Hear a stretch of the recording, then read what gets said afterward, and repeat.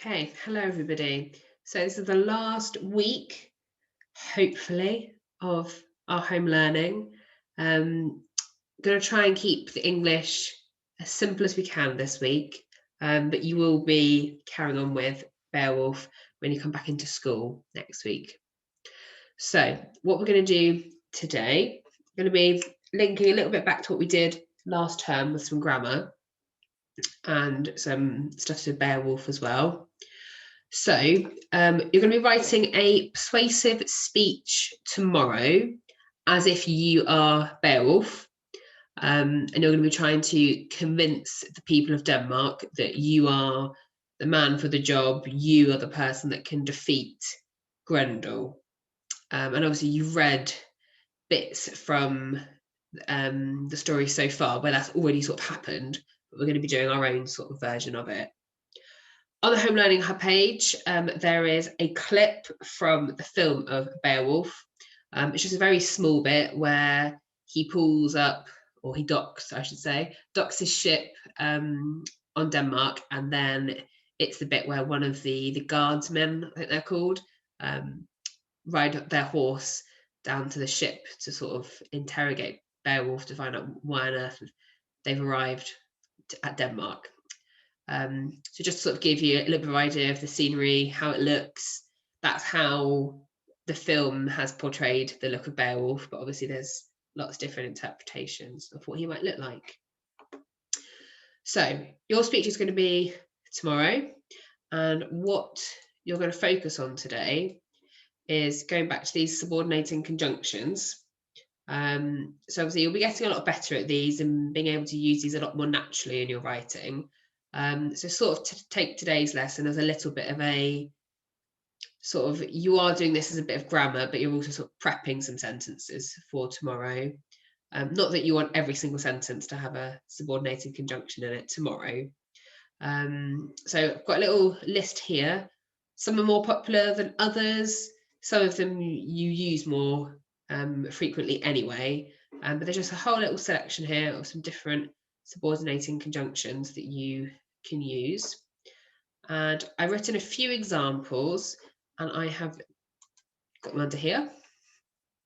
I've suggested maybe about 8 to 10 sentences, something like that. You might do a few more, you might do a few less, but that's sort of a potential sort of goal. And you can reuse the conjunctions. Don't feel like you have to try and use 8 to 10 different ones. You can reuse some of them more than once. That is absolutely fine. So I've got 4 examples here.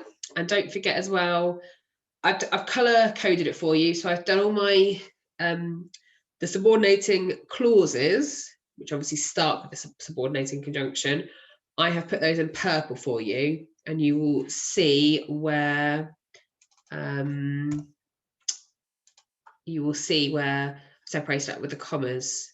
So obviously you need a comma when you're subordinating conjunctions at the beginning of the sentence. You don't always need it when it is at the end. So these are my 4 examples, which I'll just read to you to give you some inspiration. And again, I've also underlined the actual conjunctions so you can really spot them. So the first one says, even though you have tried many times before, I am confident I can defeat the treacherous monster. Next one, you should choose me to fight that beast, since my skills and talent are nothing but the best. Third one, although many warriors want to help me, I believe I am stronger alone. And the final one, until someone stops that foul fiend, you will not be safe in your beds at night. So there are 4 examples. We've got subordinating conjunctions in there. But obviously you also need to make sure you're trying to use some good bits of vocabulary. What you have got for a word of the day for the next 2 days, I took some of these words from what everybody did last week. So I've just put a few of these on the slide, and this is attached to the word of the day on the Home Learning Hub. So this is a combination of all the words or quite a lot of the words that people came up with last week in their work across both classes, including the children who were in school.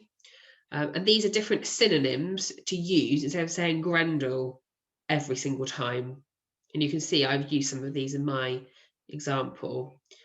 And obviously you can think back to what you did last week when you had to like mind map alliterative phrases to describe Grendel as well last week. So we've got brute, savage, animal, devil, demon, enemy, creature, beast, ogre, giant, mutant, monster, foe, maniac, and fiend. These are just some, again, we probably missed a few, but these are just some of the most popular ones that we used last week. So see if you could try and incorporate some of these into your sentences. Obviously, if they don't quite fit what you're trying to say, that is fine. But if you also wanted the slightly like an additional challenge of using alliteration, that'd be really good as well. So for example, if I was going to go back and edit a sentence, I'd probably do my first one here, and I would probably have changed this adjective, and I might have made this something different, maybe something beginning with M, or equally I might have changed this to something else. I mean, I'm just thinking now, I might say treacherous tyrant, maybe. That could be one. So have a go at writing the sentences out. Everything you need is on the page, and you've got your subordinating conjunctions up here to help you.